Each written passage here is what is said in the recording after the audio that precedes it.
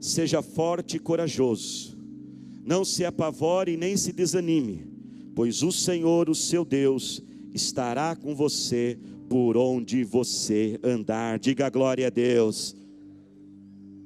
Todos nós, irmãos, estamos de uma certa forma ansiosos, pela a vacina que está sendo aí ministrada, que está sendo entregue, e nós desejamos realmente que esta vacina, ela chegue o mais rápido a todos, amém, irmãos? Não vamos amaldiçoar os nossos governantes, mas vamos orar para que eles tenham seriedade, organização, para que todos possam receber o mais rápido.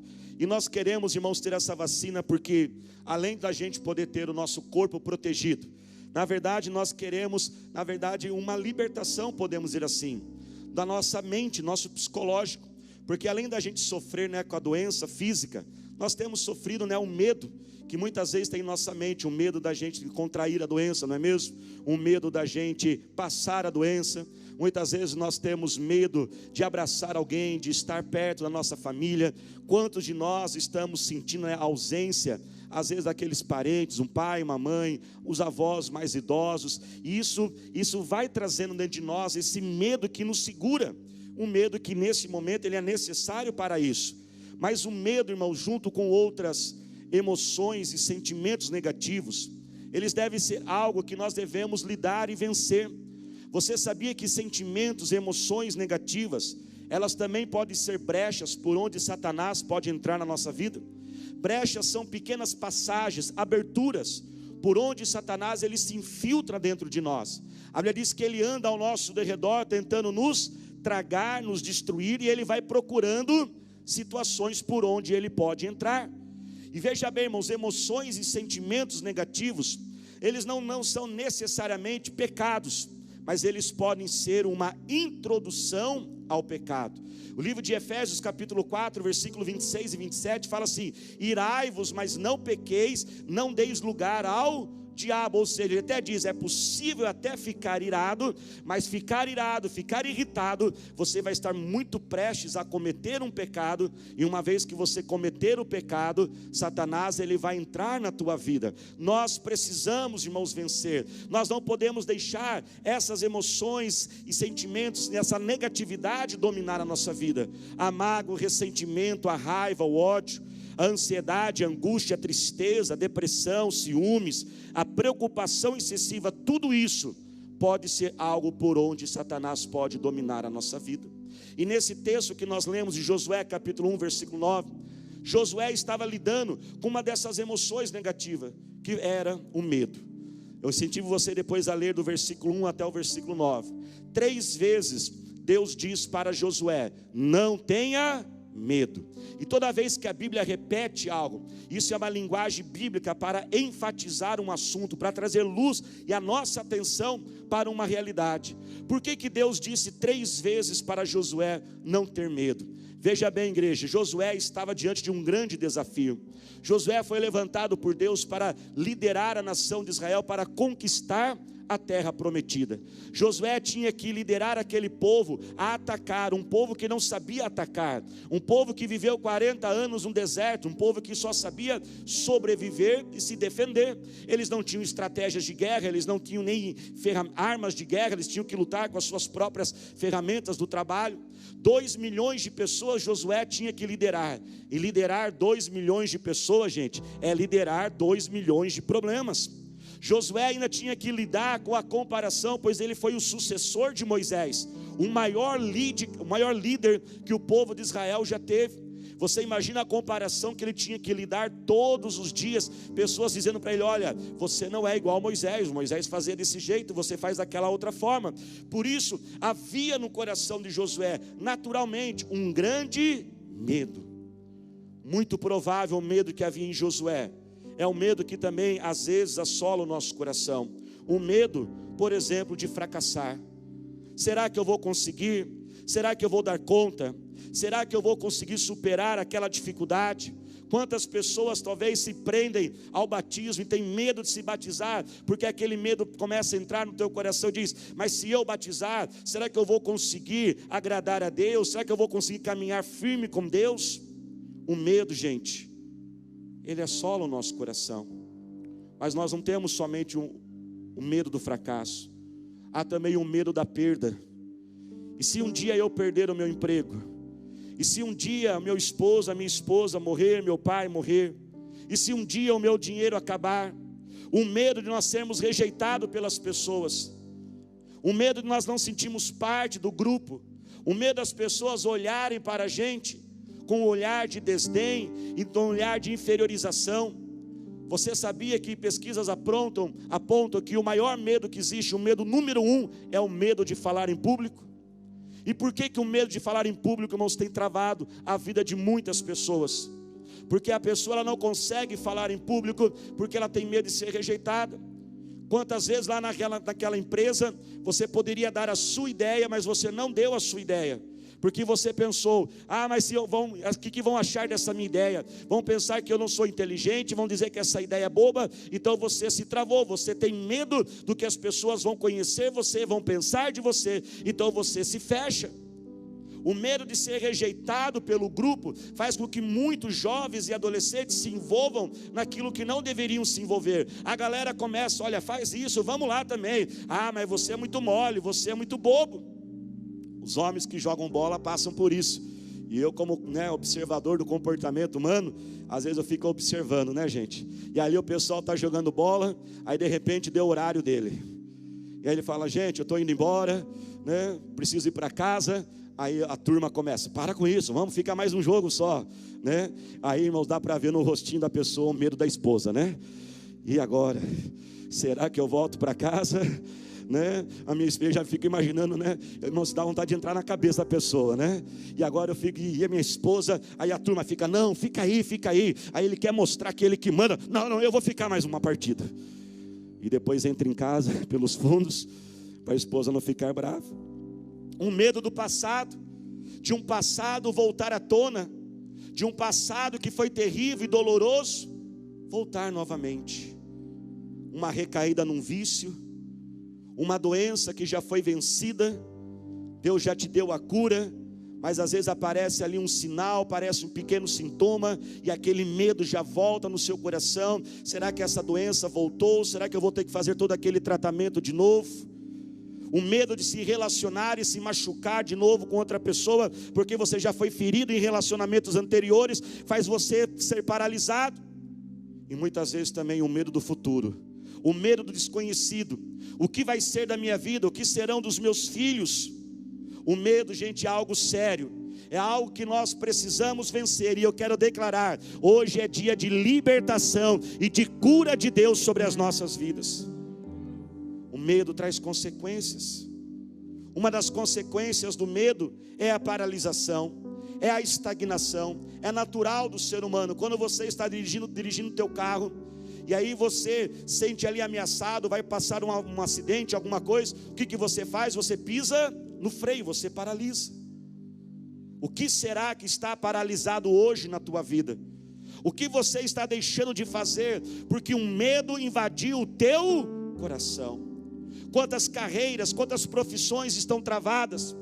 Será que não tem uma vaga na tua empresa e você não se inscreveu para aquela vaga, você não se colocou à disposição para aquele processo seletivo, porque você pensou: eu não sou qualificado para isso, eu não tenho condições, outras pessoas vão passar na minha frente, e você nem se inscreveu para algo que talvez Deus reservou para você? Quantas moças estão esperando você, rapaz, marcar essa data de casamento em nome do Senhor Jesus? E esse medo está segurando. Quantos sonhos estão deixando de ser vividos? Quantas células estão deixando de ser multiplicadas? Porque eu tenho medo se eu vou conseguir liderar, se as pessoas vão aceitar a minha liderança.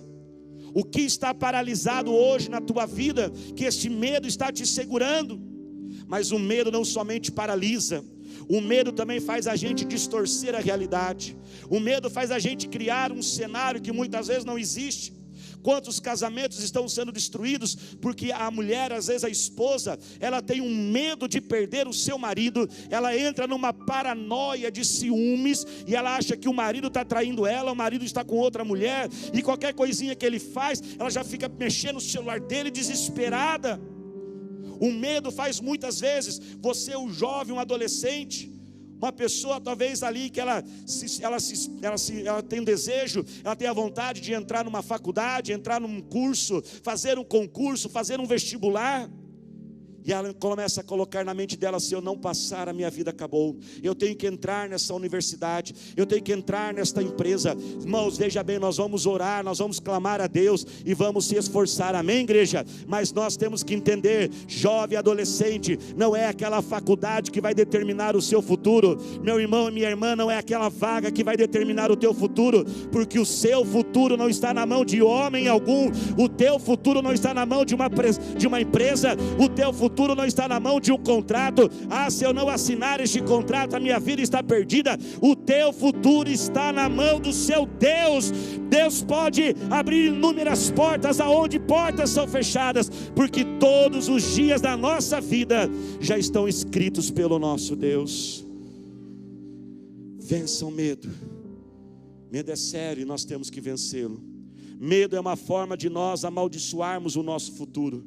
Jó 3,25 diz: o medo que eu temia veio sobre mim. Mas hoje é dia de nós recebermos a vacina contra o medo. Quem quer receber a vacina contra o medo aí? Mas calma, que não é vacina física não, viu, gente? Que tem uns homens aí, né, gente, que só de ver a agulha já desmaia, né? Quando eu pedi para o pessoal fazer a imagem aqui, a primeira imagem que eles fizeram, irmãos, era de uma seringa com uma agulha desse tamanho. Eu falei: diminui essa imagem aí, que só de aparecer vai desmaiar uns 3, né? Tem uns que é Nutelinha demais aí, né, gente? Mas não é uma vacina física, mas uma vacina espiritual. E a nossa vacina tem 2 doses. E a primeira dose você vai receber agora em nome do Senhor Jesus. A primeira dose, irmãos, dessa vacina, para nós termos a vitória contra o medo, é a dose da fé. Diga comigo: a dose da fé. Aqui no capítulo 1, versículo 9, Deus disse a Josué o quê? Seja forte e corajoso. Deus estava dizendo a Josué: tenha fé. Deus está dizendo a você agora: receba agora a dose da fé no teu coração, na tua alma, no teu espírito. Não tenha medo. Mas afinal de contas, o que é fé? Para entendermos o que é fé, vamos primeiramente ver o que não é ter fé. Fé não é ser uma pessoa alienada, uma pessoa que diminui a gravidade dos problemas, que faz com que as coisas não sejam assim tão sérias como elas são, ou até mesmo negando a sua existência. Fé não é você ser irresponsável, não é você entrar numa loja, comprar o que quiser e depois pensar em como pagar, pois se lembre, a fatura sempre chega, hein, turminha? Fé também não é ser imprudente. Não é talvez nós deixarmos de usar a máscara, o distanciamento, nós temos que fazer tudo isso.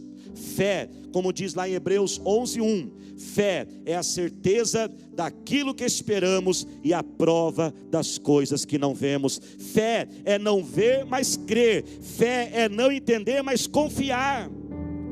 Mas a fé não é necessariamente ausência de medo. A fé pode coexistir com o medo.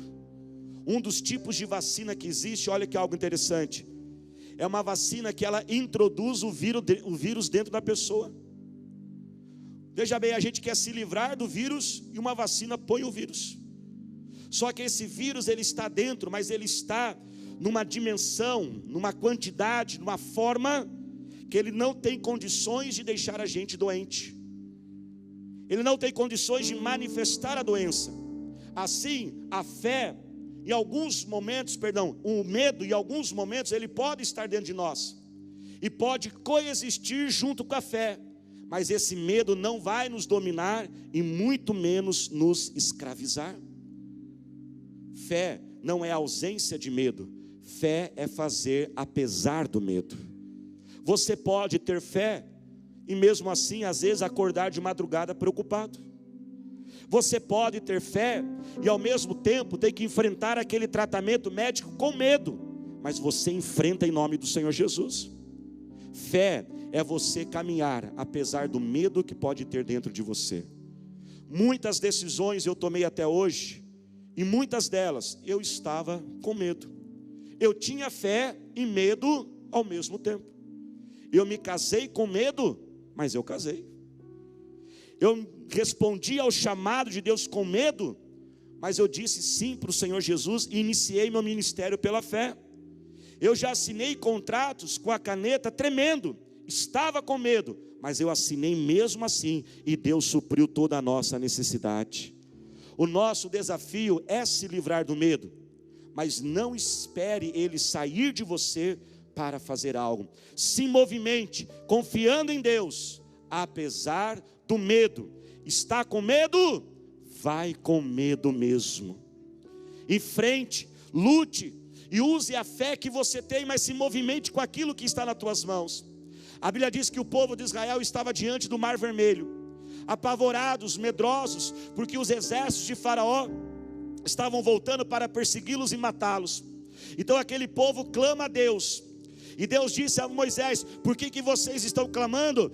Diga ao povo que marche, entre neste mar. Moisés, pegue o cajado que está nas tuas mãos, toca nas águas e elas vão se abrir. Todo milagre começou com aquilo que estava na mão da pessoa. Todo milagre começou com aquilo que a pessoa tinha.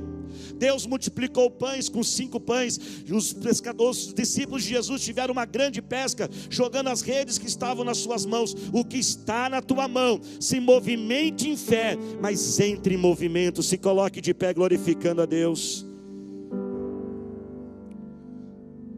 Não é porque você não tem uma fé grande para fazer aquilo que é grande, que você não deve fazer nada. Quando você vai numa academia, você não começa pegando muitos quilos e fazendo exercício. Você começa com muitos quilos? Não. Você não tem força para carregar aquela quantidade, não é mesmo? Mas se você tem força para carregar 1 quilo, você levanta 1 quilo. Quando você tiver força para carregar 5, você vai pegar lá um peso de 5. A tua fé é para quê hoje? Comece com o que você tem. Talvez você está dizendo: eu não tenho fé. Você tem sim, porque se você não tivesse fé, você não estaria aqui. Se você não tivesse fé, você não estaria no culto online. Talvez você não tenha fé para viver grandes projetos de Deus, mas você tem fé para estar aqui hoje. Mas você tem fé para estar domingo que vem na presença de Deus. Talvez você não tenha fé para orar 2 horas, mas se a tua fé é suficiente para 10 segundos de oração, ore 10 segundos. Talvez você não tenha fé para ler a Bíblia inteira, mas se você tem fé para ler um versículo, leia um versículo. Você precisa conversar com alguém. Talvez você precisa tratar daquele assunto e você tem medo daquela conversa, tem medo de confrontar aquela situação. Talvez você não tenha fé e força para fazer aquilo que é grande. Peça fé para o pequeno passo. Talvez hoje você vai dizer: Senhor, me dá fé para eu tomar uma decisão de conversar com aquela pessoa. E aí sabe o que você faz? Aí depois você fala assim: Deus, me dá fé para entrar dentro do carro para ir até a casa da pessoa. E na hora que você entrar dentro do carro, você fala: Deus, agora me dá fé para dirigir até lá. E na hora que você parar na porta da casa da pessoa, porque essas coisas se resolvem por WhatsApp não, viu gente? Aí na hora que você estiver na porta da casa da pessoa, agora você fala: Deus, me dá fé para apertar a campainha. Você vai caminhando na fé, na medida que Deus vai te dando. Tem aquele sonho daquele casamento. Deus está pegando o pé de alguns aí que estão enrolando para casar, viu? Talvez você não tenha grande fé para já marcar a data e no cartório, já contratar o buffet. Pegue o teu celular, abre o calendário e fala: Deus, me dá fé para olhar o calendário. Aí você fala: Deus, me dá fé para escolher a data agora. Pum. Aí tem um botãozinho de mais lá para você adicionar no calendário. Você fala: Deus, me dá fé para escrever agora a palavra casamento. Aí você pede fé para ir até o cartório. Aí você pede fé para falar com a atendente do cartório e dizer: eu estou aqui para marcar o meu casamento. Mas se movimente, não fique parado. Está com medo? Vai com medo mesmo e receba hoje a dose da fé na tua vida. Mas essa vacina tem 2 doses. Enquanto que a primeira dose é a dose da fé, a segunda dose é a dose do amor. 1 João capítulo 4, verso 18, o seguinte: no amor não há medo, Pelo contrário, o perfeito amor expulsa o medo. Eu vou repetir: o perfeito amor expulsa o medo. O amor de Deus por você está expulsando esse medo que há em teu coração. Você é amado por Deus, você é precioso por Deus e Ele ama você. Agora, não é porque Deus nos ama que Ele aceita tudo que fazemos, não é porque Deus nos ama que Ele não vai nos corrigir, não é porque Deus nos ama que Ele não vai permitir situações difíceis para o nosso crescimento, mas Ele ama você.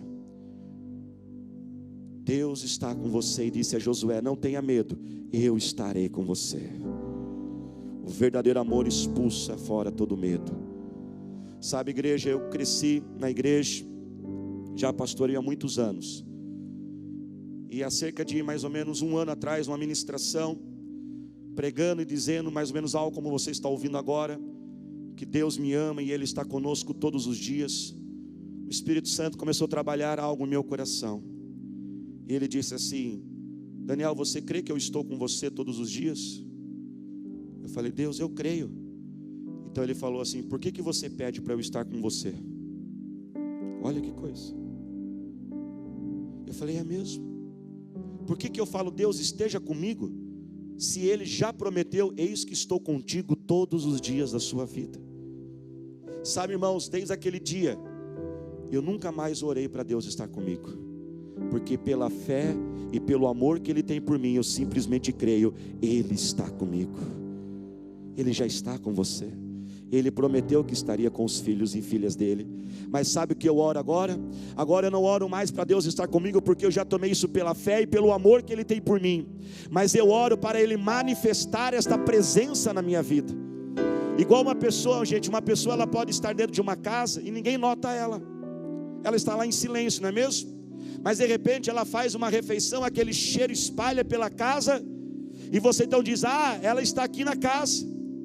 E agora eu começo a orar: Deus, eu creio que o Senhor está comigo, porque o Senhor me ama.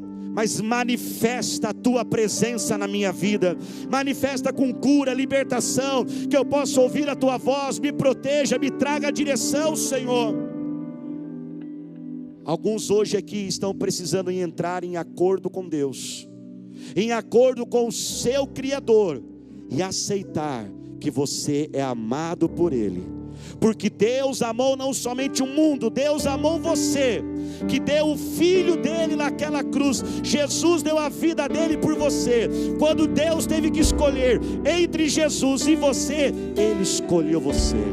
Aceite o amor dele, aceite que você é o filho dele, aceite que você é especial para ele, aceite que ele está cuidando de você. Ele é o teu cuidador, o teu protetor, o teu provedor. E quando você aceita o amor dele, o medo é expulso do teu coração.